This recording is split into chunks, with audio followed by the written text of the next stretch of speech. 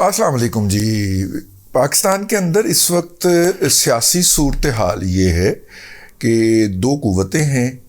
ایک پاکستان کی عدلیہ ہے، ایک اسٹیبلشمنٹ ہے اور اسٹیبلشمنٹ کا کچھ حصہ ہے، اور دوسری طرف اور ان کے ساتھ پی ٹی آئی ہے۔ یہ ابھی اقتدار میں سے الگ ہوئے ہیں ایک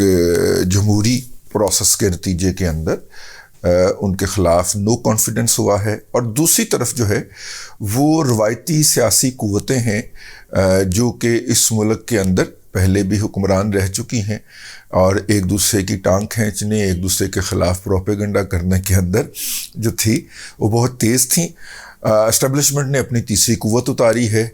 اور اس قوت کا نام عمران احمد خان نیازی ہے،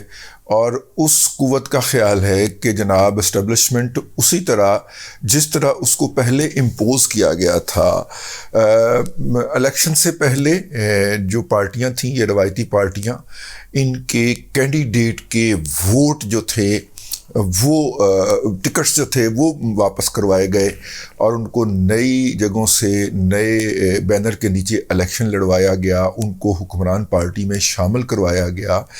اور اس شمولیت کے نتیجے کے اندر بھی پھر جب سمپل اکثریت، سادہ اکثریت حاصل نہیں ہوئی تو پھر جناب جہاز چلے، ٹھیک ہے، پیسہ استعمال ہوا، لوگوں کو توڑ توڑ کے اس پارٹی میں شامل کیا گیا، پھر بھی 6 ووٹوں کی اکثریت سے حکومت تشکیل پائی۔ یہ ان کی روایت رہی ہے، جب بھی یہ اسٹیبلشمنٹ پاکستان کے اندر کوئی حکومت بناتی یا بنواتی ہے تو اس کے پاس اکثریت نہیں ہوتی، جب بھی وہ مداخلت کر کے جمہوریت کا ڈرامہ کرنے کی کوشش کرتی ہے اس کے پاس کبھی بھی اکثریت نہیں ہوئی۔ فخر امام کے سپیکر منتخب ہونے سے ضیاء الحق کے دور میں شروع کر لیں اور چلتے ہوئے اپنا شوکت عزیز سے پہلے میر ظفر اللہ خان جمالی کی حکومت لے لیں، 1 ووٹ کی اکثریت سے تھی، تو آ جائیں یہاں تک۔ عمران خان بھی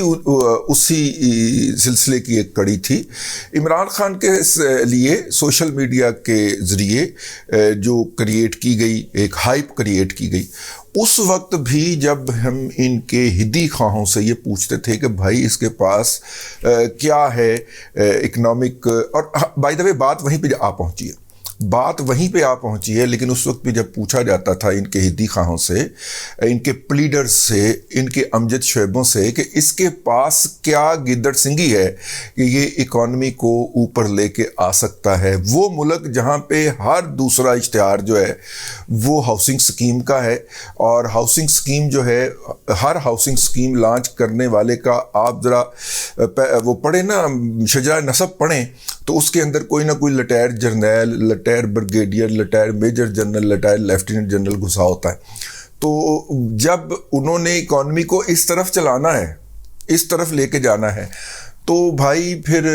پلاٹ ایکسپورٹ تو نہیں ہو سکتے، اور اگر آپ ایکسپورٹ کریں گے بھی تو ون ٹائم ایکسپورٹ ہوگی کہ کوئی باہر بیٹھا ہوا پاکستانی یا انڈین یا اس طرح کا کوئی جو ہوگا وہ پلاٹ ایک دفعہ خرید لے گا، پیسے ایک دفعہ آ جائیں گے، معاملہ فش کلوز ہو گیا، ٹھیک ہے۔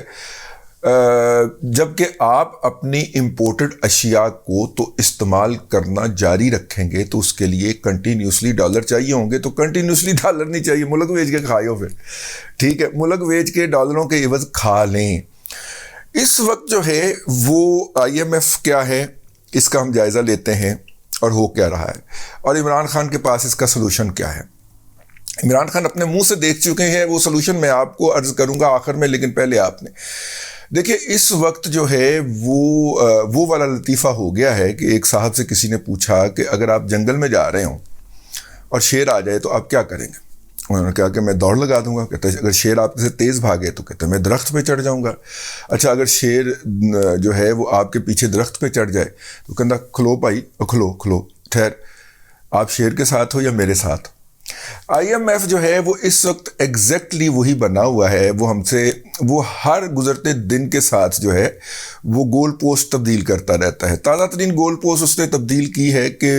اسلام آباد میں بیٹھے ہوئے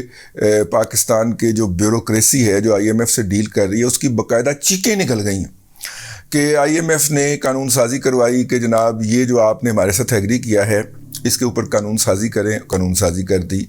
نوٹیفیکیشن جاری کر دیں جی، نوٹیفیکیشن جاری کر دیے، بجلی کی قیمتیں بڑھا دیں جی، بجلی کی قیمتیں بڑھا دیں، گیس کی قیمتیں بڑھا دیں جی، گیس کی قیمتیں بڑھا دیں۔ اس کے بعد اب انہوں نے کہا کہ جناب یہ جو آپ کا جو ہے وہ سرکولر ڈیٹ بڑا ہو گیا، اس کو کم کرنے کی کوشش کریں۔ ہم نے کہا یار ٹھہر تو جا بھائی، آپ ہمارے ساتھ ہو کہ شیر کے ساتھ ہو؟ سرکولر ڈیٹ کا مسئلہ بھی حل ہو جائے گا، لیکن ان سے ہم یہ مانگ رہے ہیں کہ جناب یہ جون میں اس کو کور کر لیں گے، کتنی ابھی کریں۔ اچھا، اس کے علاوہ بھی جو ہے انہوں نے فوراً اعتراض اٹھا دیا کہ جناب 9 ماہ کے اندر آپ کی ٹیکس کی جمع کرنے کی جو صلاحیت ہے، جو ٹارگٹ ہے اس سے آپ کوئی 225 ارب روپیہ کم کیے ہیں۔ ہم نے کہا یار اتنا 4500 ارب روپیہ 9 ماہ کے اندر اکٹھا ہو گیا ہے، تو انشاءاللہ زور لگائیں گے تو اگلے 3 ماہ کے اندر بھی کوئی 2000 ارب روپیہ اکٹھا ہو جائے گا، تو یار تھوڑا بہت اوپر نیچے تو ہو ہی جاتا۔ انہوں نے کہا نہیں، اب یہ جو تھوڑا بہت اوپر نیچے ہو جاتا کہ جو رعایت ہوتی ہے یہ دینی ہوتی ہے بورڈ نے، اور بورڈ کے اندر بیٹھا ہوا ہے امریکہ بہادر جو ہے اس کو راضی کرنے کے لیے ہمارے پاس کوئی انسٹرومنٹ ہی نہیں رہ گیا، وہ افغانستان سے واپس چلا گیا۔ پہلے ہم پکڑ کے اپنے بندے مارنے شروع کر دیا کرتے تھے کہ دیکھیں ہم تمہاری دہشت گردی کی جنگ لڑ رہے ہیں، تو آپ جو ہے وہ 2-4 پرلی طرف سے افغان بھی پکڑ کے ادھر ادھر کر دیا کرتے تھے، تو امریکہ بہادر جو تھا وہ اس طرح کی جگہ کے اوپر ہمیں ریسکیو کر لیا کرتا تھا۔ اس دفعہ جو ہے اس کا کوئی بھی ہمارے پاس نہیں ہے۔ اب پاکستان کے فائنانس منسٹر کو امریکہ کے ڈپٹی سیکرٹری آف اسٹیٹ، یعنی کہ ڈپٹی منسٹر لیول کے بندے کو ہمارے فائنانس منسٹر کو ملنا پڑتا ہے، اور اس کی منت ترلا کرنی پڑتی ہے کہ پائن کوئی خدا دا خوف کرو، کوئی ہاتھ ہلکا کر دو، اسی رگڑے گئے ہیں، ٹھیک ہے۔ اور وہ بڑی سٹیٹمنٹ بھی جاری کرتے ہیں، ان کے ترجمان وہاں پہ پریس کانفرنس میں کھڑے ہو کے کہ پاکستان کا ہمیں بڑی فکر ہے، لیکن جب بورڈ کے لیول پہ معاملہ آئے گا تو ہم دیکھیں گے۔ ابھی تو بورڈ کے لیول پہ جانے کا معاملہ ہوا ہی نہیں ہے، ابھی تو نچلے لیول کے اوپر ہی مذاکرات جاری ہیں۔ یہاں پہ میں وہ بات جو آپ کو پہلے بھی کہہ چکا ہوں کہ ہر جگہ کے اوپر جہاں پہ عمرانڈو بیٹھے ہوئے ہیں وہاں پہ یہ سب کچھ ہو رہا ہے، وہاں سے پاکستان کو ہیٹ آ رہی ہے۔ اب آ جائیے کہ عمران احمد خان نیازی اور اس کے جو متاثرین ہیں ان کے پاس اس مسئلے کا کیا حل ہے۔ تو عمران احمد خان نیازی صاحب نے گزشتہ دنوں اپنے جو نشری خطاب جو کہ وہ کون سے کرتے ہیں، کبھی پریس کانفرنس کے نام پہ، کبھی جرنلسٹوں سے ملاقات کے نام پہ، کبھی جو ہے قوم سے خطاب کے نام پہ، کبھی جناب ننگا کرنے کے نام کے اوپر، ننگا کرن تو یاد آیا اور ویڈیو آ گئی۔ تو خیر وہ جناب جو وہ کرتے ہیں، ان کے ایک خطاب ان کا ختم ہو رہا تھا تو میں چینج کرنے لگا تو ایک دم رک گیا، میں نے کہا یہ کیا کہہ رہا ہے۔ موصوف نے موجودہ صورتحال کا حل یہ بتایا ہے کہ یہ جو حکومت اقدامات لے رہی ہے یہ غیر قانونی اور ظالمانہ ہے۔ ضرورت اس عمل کی ہے کہ نئے انتخابات ہوں، قومی اسمبلی کے اور صوبائی اسمبلیوں کے نئے انتخابات ہوں، ان انتخابات کے اندر نئی حکومت آئے اور وہ یہ اقدامات لے۔ یعنی کہ یہ بیڑا غرق کرنے کا، یہ لوگوں کو ٹارچر کرنے کا، مہنگائی کا سیلاب پھیلانے کا حق تو ہمارا تھا، یہ تو کام ہم نے کرنا تھا اور یہ آپ کرنے لگ گئے ہیں۔ یہ واحد سلوشن ہے جی عمران احمد خان نیازی، عمرانڈوز اینڈ عمرانیات کے پاس، سمجھ گئے نا، عمرانڈوز اینڈ عمرانیات، وہ مذکر مؤنث، ٹھیک، ان کے پاس یہ واحد حل ہے کہ یہ جو موجودہ اقدامات ہیں یہ اقدامات کرنے کا حق تو ہمارا تھا، یہ تو ہمیں کرنے چاہیے تھے، اور چونکہ ہم 2/3 میجورٹی کے ساتھ آ رہے جڑے کہ نہیں آ رہے ویسے بائی دا وے، ٹھیک ہے۔ اس وقت سارا پروپیگنڈا ان کے جو ماہرین ہیں یا ان کے جو تبصرہ نگاران ہیں ان کا ٹی وی پہ بیٹھ کے یہی ہے کہ عمران خان 70% الیکشن جیتا ہے، ٹھیک ہے، اور وہ الیکشن کیسے جیتا ہے۔ اب دیکھیے بات یہ ہے کہ مارچ کے اندر ایک ادارے میں بہت سارے ٹرانسفر اور پوسٹنگ ہونے ہیں، اور بہت سارے جو عمرانڈوز اور عمرانیات ہیں ان کو ان کی جگہ سے ہٹا دیا جائے گا۔ تو وہ جو سسٹم ایگزسٹ کرتا تھا عمران خان کو 2/3 اکثریت دلوانے والا، وہ آگے چلا جائے گا۔ تو یوں عمران خان کا خیال ہے کہ اپریل نہ گزرے اور الیکشن ہو جائیں اور وہی سسٹم آ جائے جس نے اس میں سے وہی سسٹم جو ہے اس کے تحت وہ الیکشن لڑ جائے، ٹھیک ہے، جس کے تحت اس کو 9 میں سے 7 سیٹیں جتوا دی گئی تھی۔ وہ سسٹم موجود تھا نا، وہ ایکٹیو کر دیا انہوں نے رات کو 12 بجے صبح جناب نتائج عمران خان کے حق میں. تو وہ باقاعدہ سسٹم انسٹال کیا تھا باجوہ اور فیض اینڈ کمپنی نے, اور وہ سسٹم اپنی جگہ پہ موجود ہے, اور ادارہ اتنا بے بس ہے کہ اس سسٹم سے کے ذریعے نہیں کر سکتا.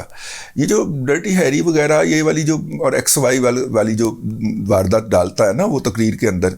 یہ وہی ہے کہ جس نے سب سے زیادہ احسان اس پہ کیا ہوتا ہے, یہ اس کے ہاتھ پہ کاٹتا ضرور ہے جس نے اس کو سب سے زیادہ کھلایا ہوتا ہے. یہ جو ایکس وائی ہیں یہ کراچی میں تھے پہلے صاحبان جو ہیں, انہوں نے وہاں سے 14 سیٹیں چھین کے وہاں کی پارٹیوں کی, جس میں MKM بھی تھی, پیپلز پارٹی بھی تھی, ان کی چھین کے تو PTI کے حوالے کی تھی. تو یہ ہو نہیں سکتا تھا کہ ان کو گالیاں نہ بکے, تو وہ اس نے بکی ہیں تو, اور وہ ان کو باقاعدہ ذلیل کیا ہے کنٹینر پہ کھڑے ہو کے. آج کل انہوں نے کہا کہ یار انہی ہاتھوں سے تمہیں اٹھانا ہے اور اٹھا کے پلانا ہے اور کھلانا ہے, کم از کم ان ہاتھوں پہ تو نہ کاٹو. آپ دیکھو آج کل وہ بند ہوا ہے کیونکہ اس کو وہ والے جو فورسز ہیں اگر وہ اپنی جگہ پہ رہیں اپریل کے آخر تک, تو وہ پھر انہوں نے ہاں تو اپریل کے اندر تک جی وہ الیکشن مانگ رہا ہے, اور حکومت جو ہے وہ اپریل کے اندر الیکشن دینے کا کوئی ارادہ نہیں رکھتی. اس کا خیال ہے کہ نیوٹرل ایٹماسفیئر ہونا چاہیے. عمران خان کو لانے, چلانے, نرچر کرنے, گروم کرنے اور اس ملک کا بیڑا غرق کرنے کے لیے جو نظام انہوں نے لانچ کیا تھا, جن کو ہم سال کا 2000 ارب روپیہ کھلاتے ہیں, وہ نظام اپنی جگہ سے ہٹنے کو ہے, اور اس کو ہاڑبا پڑا ہوا ہے, اس کو موت پڑ رہی ہے. یہ لمحہ موت بس آپ دیکھتے جائیں. انجوائے نہیں کرنا, کسی کی موت کو انجوائے نہیں کرنا چاہیے. سیاسی پگھلاؤ, اور وہ آپ کو پتہ ہے میں وہ بات آپ کو یاد دہانی کرواتا رہتا ہوں کہ اس کے زوال کا آغاز اس دن ہو گیا تھا جس دن اس نے مسجد نبوی کے اندر اپنے ایجنٹ بھیجے تھے, اور ان ایجنٹوں نے وہاں پہ بدتمیزی کی تھی. اب اس کی سیاست کو لمحہ پگھلتے دیکھیے جس طرح موم جو ہے وہ دھوپ میں پگھلتی ہے. اب تک کے لیے اتنا ہی. اگلے ولاگ کے اندر پھر حاضری ہوتی ہے. اللہ تبارک و تعالیٰ آپ کو آسانیاں عطا کرے اور آسانیاں خلق خدا میں تقسیم کرنے کی توفیق عطا کرے.